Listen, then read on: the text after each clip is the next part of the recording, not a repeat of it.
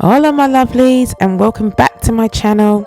Today I'm coming at you with a new video, and we are going to be making a Caribbean green seasoning, guys. This is like an all-purpose seasoning that you can use on almost anything, so stay tuned. Watch this video to the end, because at the end of the video I'll be giving some tips and tricks on how best to use this seasoning. But without further ado, let's just get straight into the video. As always, we're going to have a quick rundown of all the ingredients that we'll be using. So to start, I'm going to be using some spring onions. So I've got about 2 packets of spring onions here. I've tidied up the spring onions by cutting off the top end and the tail pieces. We're going to be using some ginger. I've got a big bit of ginger here. I don't think I'm going to use all of it, but ginger's optional, so I'm going to use some ginger for this recipe. I've got some garlic. I've got about 10 garlic cloves here, so I'm going to also add that. Garlic is just a fabulous flavour, and everyone loves garlic, so go heavy on the garlic. I've also got some sweet peppers here. I've got 2 small sweet peppers. I'm going to use all of those. I've got some cilantro or coriander. I've also got some parsley, and I've got some thyme, some fresh thyme. I'll be adding my favourite, the good old Scotch bonnet pepper, and I've got some lime that I'm going to be using just to simply preserve the seasoning paste. And last but by no means least, I have got some shallots. I'm using shallots, but you can use whatever onions you have in your fridge. And that is the list of all the ingredients that we'll be using today. Oh yes, and I will be using some extra virgin olive oil, and that's just to basically bind all the ingredients together during the blending process.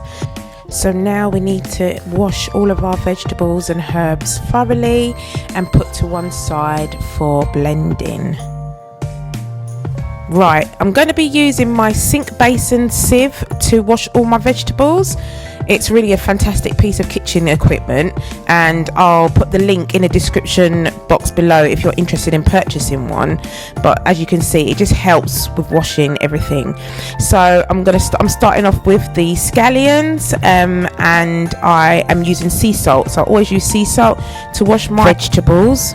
It just helps to remove some of the pesticide residue that sometimes is found on fruit and veg. So I always use salt. So I'm just washing that thoroughly and taking off the top layer of skin, just so that nice and clean. We just want the clean, fresh piece of this vegetable in our seasoning. Then just continue through your list of ingredients, just washing thoroughly and putting to the side.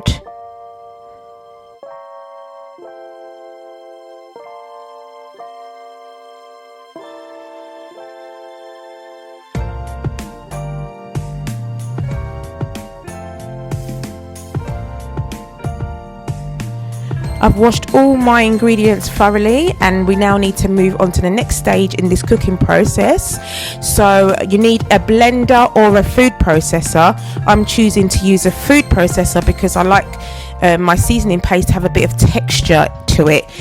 Using a blender would basically blend it all completely smooth, but it's your choice. So let's get started. Firstly, I'm going to put in all of my garlic. As I said, I'm using quite a lot of garlic because I love the flavour. Then I've got 1 Scotch bonnet. If you don't like the heat, you can either take the seeds out of the Scotch bonnet, or you can just leave the Scotch bonnet out completely, but it does hold a really nice flavour, so maybe just put half in and take the seeds out. Then I'm just roughly chopping up my onions. Well, I'm using shallots, should I say, but you can use onions. So I'm roughly chopping the onions up. Then I'm going in with some ginger, so I'm roughly chopping that up as well. I've decided not to use all of the ginger because it's quite a big chunk that I had there, so I've used half. But all of these ingredients are optional. If your taste buds are more favoured towards some extra ginger, go ahead and put more ginger in or less. And I'm just basically going through all my ingredients, chopping them up roughly, and then throwing them into my blender. I'm going to have to do this in batches because all the ingredients will not fit in the blender at one time, and we do not want to overload it. So I'll process one batch and then make some room in the food processor to add more ingredients. That way it just combines together nicely, and then we can just mix it at the end. So far I've just added in my aromatics and some peppers. Now I'm going in with some herbs. So there's the coriander and the parsley, and I've got my extra virgin olive oil, so I'm going to drizzle some of that in, and that just basically helps to bind it all together. So on goes the lid for the food processor, and we'll just give that a nice quick whiz.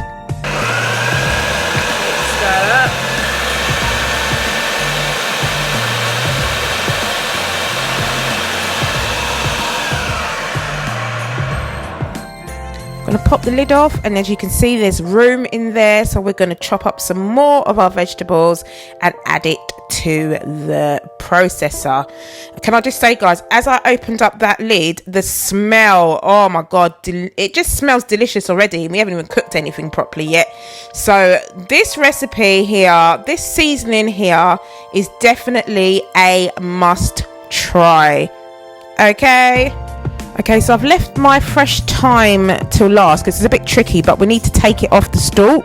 So I'm just going to start just like basically gliding the leaves off the stalks and just putting it into the food processor. So we still get the fragrance of the thyme, but we just don't want that extra thick stalk in our food.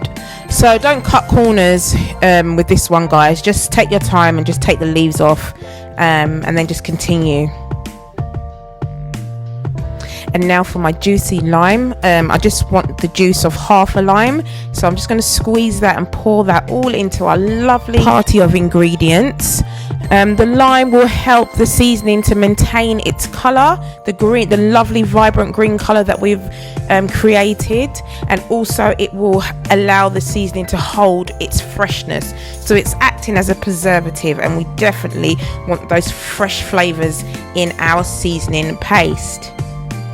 At this point we need to give it a quick whiz in the food processor just to reduce all the ingredients. Then take a spatula and mix the ingredients.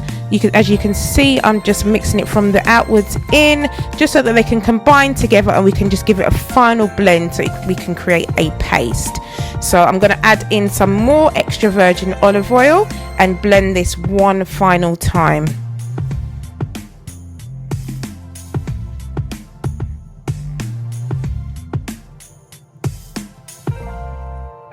And it's ready. Oh my gosh, take a look at that. The green color, just vibrant flavors. As soon as you take the lid off, the smell just hits you in the face, so you know that if you're seasoning anything, it's just going to be full of flavor. Here's a close-up for you. Feast your eyes on that beauty. It looks beautiful, guys. Okay, as promised, I'm going to give some tips and tricks on how to use this seasoning to basically enhance your cooking and to take the flavor of your food to the next level. Look at what we've created, guys. It's just beautiful. Right, okay, this can be used to season chicken, meat, and that would be lamb, beef, any type of meat, fish. You can use it to steam your vegetables. It really enhances the flavor of any rice dishes that you may be cooking. So definitely add this seasoning to that. It can also be used as a base for any sauces, for curries, for stews. Like literally you can use this seasoning paste for anything. Even baked beans. You can even put a small amount in your baked beans as you cook them up, and it just gives it an amazing flavor.